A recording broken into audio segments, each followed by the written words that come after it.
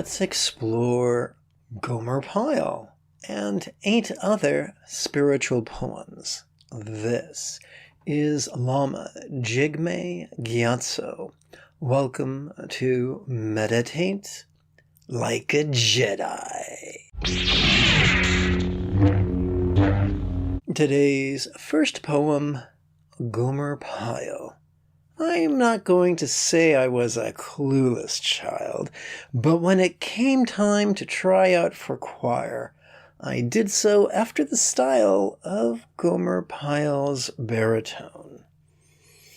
One bar into the piece, and I was summarily dismissed, and wept all the way back to class.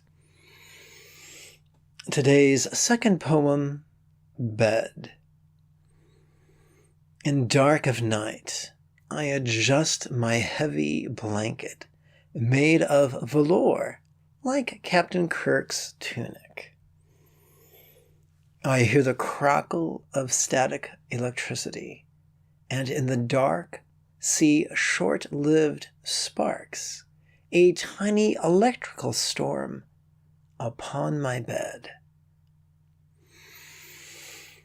Today's third poem, Transforming. When we gradually change from children to adults, our affections to our parents also change. From the devotion of a toddler to the benign givers of life and knowers of all things who kindly lift us up in their arms or angrily over their knees.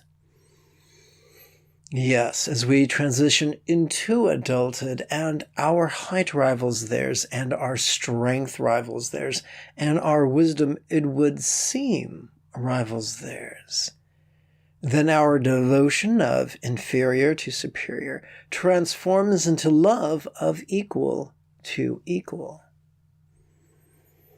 Evolution, it would seem, is cognizant of inertia, wherein a child is happy to remain a child, and a parent happy to remain a parent. And both could be resistant to the evolution of the roles from parent and children to peers, and from devotion to love. And so in the tumult of a puberty's transformation, evolution selects for lust and frustration and rage to fan the fires of transformation's forge, like the lava flows on Mustafar. Desire and anger overcoming the compliance and comfort and, yes, even fear. If adolescents did not foolishly believe their parents to be fools and tyrants, and themselves to be wise and invincible, what would ever change?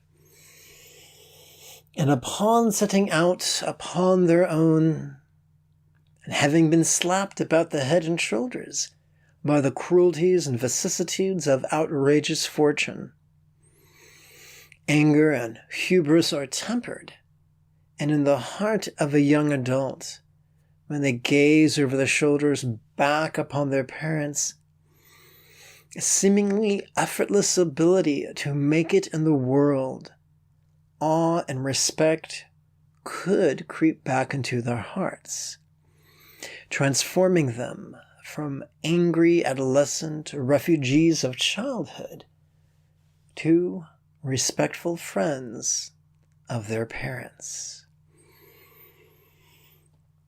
Today's fourth poem, Trouble. I'm not going to say that the Texas mosquitoes are more aggressive than the California ones that I am used to, but they did lift me by the shoulders and drag me up behind the bushes. I'm not going to say that the Texas mosquitoes are enthusiastic. But when I went outside for morning meditation, I did hear a multitude of tiny little voices squeaking, "Yee-haw!" in unison. I'm not going to say that the Texas mosquitoes act entitled, but they did slather me with barbecue sauce. Today's fifth poem, Afar. There will be those who cannot see us clearly, who will not respect us, nor value us, nor even give us the benefit of the doubt. There is a special anger that seems to whimper, "Why won't you love me the way I need to be loved?" These sad folk we cannot benefit, and with these folk we must not linger, but rather content ourselves to love them from afar. Today's sixth poem, Drain.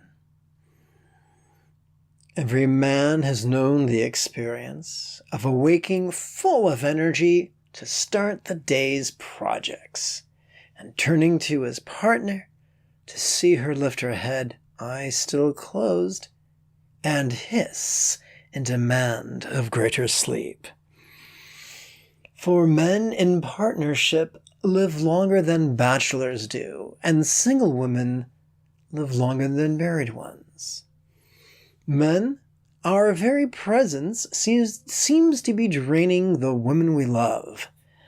Come, may we let them sleep in. Today's seventh poem, Walk. It is fear, the legacy of our brainstem, that strives to control others with threats and cajoling. Yoda was right. The path to the dark side fear is. Come, let us walk in love and acquiescence. Today's eighth poem, Wallet. Bodhidharma, the Indian prince turned monk, who brought non-theistic Zen to China, had but only 2 students, and yet there is not a Zen temple in Japan, nor a Chan temple in China, where a statue or an image of him cannot be found. Jesus had no mega church, and Bodhidharma had only 2 students. Is it not folly to measure the greatness of a man by the size of his wallet, or the strength of his fame? Today's 9th and final poem, Fish. For months he made a daily video immediately upon rousing himself from meditation, and occasionally seemed to intuit the larger brushstrokes of the Tao Te Ching. When he offered a workshop, I was genuinely excited to attend. The day finally arrived, and ignoring the screaming of my intuition, I attended.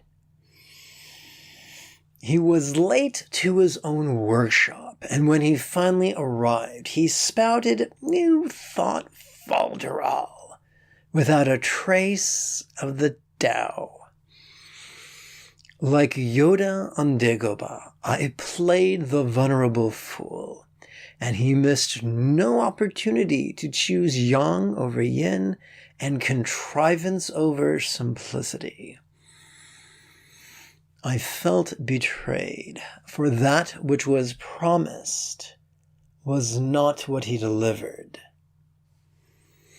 It would seem he built a career on deception and manipulation, like a fish hauled out of water, and whacked with an oar. I was too stunned to demand a refund. May the teachers you encounter be wise and kind. Let us conclude with a simple call to action.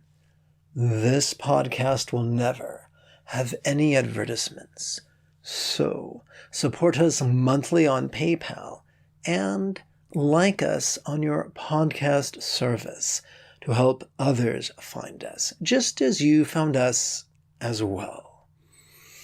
If meditation has felt impossible or boring or just out of reach, you are welcome to register at buddhajoy.org for the next series of live, online meditation class webinars that meet once a week.